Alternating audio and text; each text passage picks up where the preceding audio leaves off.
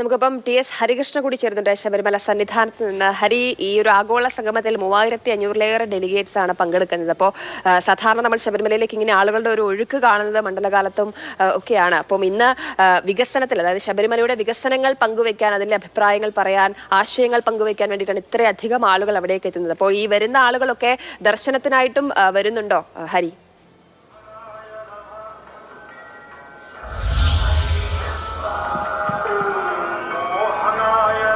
ജയലക്ഷ്മി, നമ്മുടെ ശബരിമലയുടെ വികസനത്തെ പറ്റിയൊക്കെ പമ്പയിൽ ചർച്ച നടക്കുമ്പോൾ ഭക്തരൊക്കെ അയ്യപ്പനെ കാണാൻ വേണ്ടി സന്നിധാനത്തേക്ക് എത്തുകയാണ്.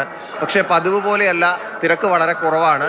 നമുക്ക് ദൃശ്യങ്ങളിൽ നിന്ന് കണ്ടാൽ തന്നെ അറിയാം. 18-ാം പടിയുടെ താഴെയുള്ള ദൃശ്യങ്ങൾ കൂടി ഞാൻ കാണിച്ചു തരാം. അവിടെ ഇപ്പോൾ ഞാൻ ഇന്നലെ മല കയറി വന്ന സമയത്തെ ആളുകൾ കുറവായിരുന്നു. വരുന്ന വഴിക്ക് ഇവിടെ എത്തി തിരിച്ചിറങ്ങുന്ന അയ്യപ്പന്മാരിൽ ചിലരോട് സംസാരിച്ചപ്പോൾ പറയുന്നുണ്ടായിരുന്നു ഇന്നലെ പൊതുവെ തിരക്ക് കുറവായിരുന്നു.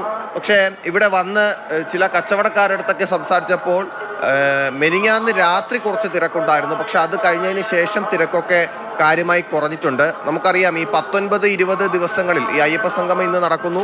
19-20 ദിവസങ്ങളിൽ ശബരിമലയിലേക്കുള്ള ഈ വെർച്വൽ ക്യൂ ബുക്കിങ്ങിൽ ദേവസ്വം ബോർഡ് ആദ്യം ചില നിയന്ത്രണങ്ങൾ ഏർപ്പെടുത്താൻ തീരുമാനിച്ചിരുന്നു. പക്ഷെ പിന്നീടാണ് ആ തീരുമാനം മാറ്റിയത്. പക്ഷെ എങ്കിൽ കൂടിയും ഈ ബുക്കിങ്ങിൽ കാര്യമായ കുറവ് ഉണ്ട് എന്ന് വേണം മനസ്സിലാക്കാൻ. അതുകൊണ്ട് തന്നെ ഭക്തരുടെ എണ്ണത്തിൽ കാര്യമായ കുറവ് ഇന്നലെയും ഇന്നും രേഖപ്പെടുത്തിയിട്ടുണ്ട് എന്ന് വേണം ഇവിടെ നിന്ന് നമുക്ക് റിപ്പോർട്ട് ചെയ്യാൻ സാധിക്കുക. പിന്നെ അയ്യപ്പ സംഗമത്തിൽ പങ്കെടുക്കാൻ എത്തുന്ന എല്ലാവരും ശബരിമലയിലേക്ക് സന്നിധാനത്തേക്ക് കയറി വരാനുള്ള സാധ്യതയില്ല. പക്ഷേ പലരും ചിലപ്പോൾ ഈ അയ്യപ്പ സംഗമം നടക്കുന്നതിന് മുമ്പ് അയ്യപ്പനെ കണ്ട് ദർശിച്ചതിന് ശേഷം അയ്യപ്പ സംഗമത്തിൽ പങ്കെടുക്കാൻ ചിലർ പദ്ധതി ഇടുന്നുണ്ട്. ചിലർ ഈ വൈകിട്ട് 3:30-ക്ക് ശേഷം 3:30 കൂടിയാണ് ഈ അയ്യപ്പ സംഗമത്തിന്റെ പരിപാടികളും സെക്ഷനുകളും എല്ലാം കഴിയുന്നത്. അത് കഴിഞ്ഞതിന് ശേഷം സന്നിധാനത്തേക്ക് വരുമെന്നും ചിലർ അറിയിച്ചിട്ടുണ്ട്. പക്ഷെ അതൊന്നും ഒരു ഔദ്യോഗികമായി അറിയിച്ചതല്ല. പക്ഷെ പലരും ചിലപ്പോൾ ഇരുമുടിക്കെട്ട് ഏന്തി വരുന്നവരുണ്ടാകും, ചിലപ്പോൾ അല്ലാതെ അയ്യപ്പനെ കാണാൻ വരുന്നവരുണ്ടാകും.